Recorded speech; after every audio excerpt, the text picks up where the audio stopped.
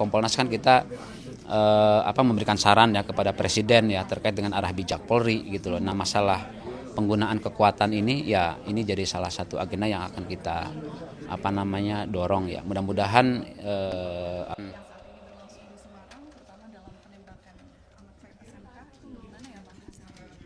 ya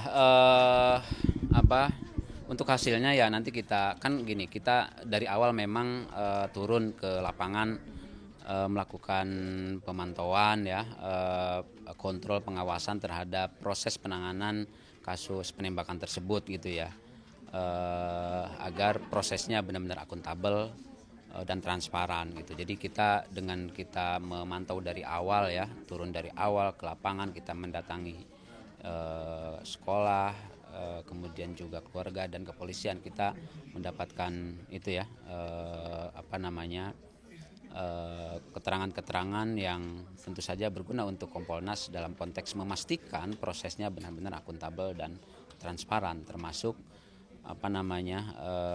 sanksi terhadap pelaku gitu. Nah, hari ini memang ada sidang etik ya, dan informasi sudah sampai ke kita, dan kita juga ada dan kita juga turun ya, maksudnya Kompolnas dilibatkan gitu ya, diundang untuk ikut mengawasi jalannya sidang tersebut ya. Nah, hasilnya nanti kita lihat gitu ya, apakah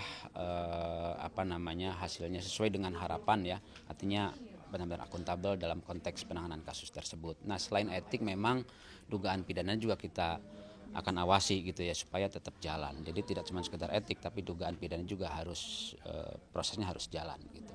Oke Mas, ini kan beberapa hari polisi seolah menggunakan peralatan senjatanya ya, itu jadi kayak serampangan dan tidak digunakan secara tepat. Ini ada evaluasi yang perlu, malah itu kemarin DPR ada salah satu anggota DPR yang bilang kalau polisi itu cukup bawain pentungan aja deh daripada pistol yang ternyata malah nembak temannya sendiri, terus bahkan ya salah sasaran untuk ke SMA, anak SMK gitu. Gimana? Ya, masalah penggunaan kekuatan yang eksesif ya oleh kepolisian, ini juga jadi salah satu concern ya Kompolnas untuk memastikan bagaimana ke depan hal ini tidak ada keberulangan gitu.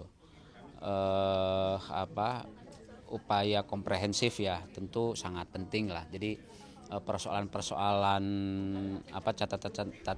catatan kritis yang disampaikan oleh di publik gitu ya, mulai dari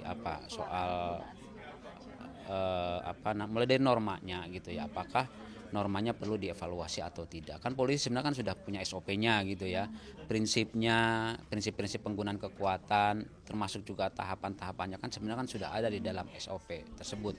Nah, pertanyaannya kan kenapa SOP itu tidak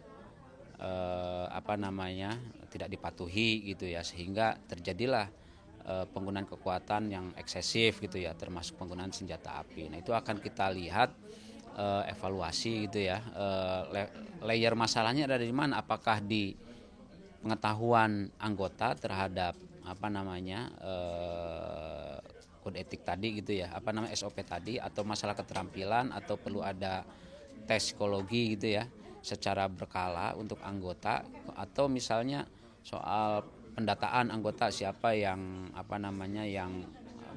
yang dibolehkan untuk menggunakan senjata api, siapa yang nggak boleh gitu ya, kemudian jenis-jenisnya gitu, termasuk juga pengawasan dan akuntabilitas ya. Ketika terjadi pelanggaran ya tentu saja harus ada pertanggungjawaban tindakan kepolisian tersebut. Nah, semua aspek tadi akan kita lihat ya, karena salah satu tugas Kompolnas kan kita memberikan saran ya kepada Presiden ya terkait dengan arah bijak Polri gitu loh. Nah, masalah penggunaan kekuatan ini ya ini jadi salah satu agenda yang akan kita dorong ya. Mudah-mudahan ini bisa membantu gitu, bukan membantu ya, mendorong, memperbaiki persoalan-persoalan yang selama ini menjadi concern masyarakat gitu. Boleh diulang berarti Bang, penegasannya berarti agenda yang saat ini sedang didorong Kompolnas terutama untuk evaluasi bagaimana SOP Polri itu apa berarti Bang? Terutama pada tataran penggunaan ya,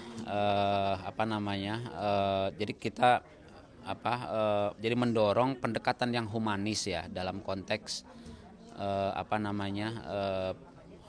dalam konteks penggunaan kekuatan gitu loh. Jadi bagaimana maksudnya lebih mengedepankan pendekatan humanis dalam konteks pelaksanaan tugas-tugas kepolisian gitu loh. Di mana terutama dari sisi SOP ya, bagaimana ini benar-benar bisa diterapkan secara baik gitu ya oleh setiap anggota dalam pelaksanaan tugas dan fungsinya di lapangan gitu. Jadi evaluasi ini akan dalam bentuk rapat bersama dengan siapa aja mungkin? Ya pertama tentu saja di internal komisioner sendiri gitu ya, Kompolnas, kira-kira kalau bicaranya misalnya arah kebijakan gitu ya, kira-kira apa arah kebijakan yang akan kita dorong, kita sampaikan terkait dengan masalah penggunaan kekuatan oleh anggota ini gitu loh. Bentuk arah kebijakannya seperti apa. Nah itu yang pertama tentu saja akan dirumuskan oleh Kompolnas sendiri gitu.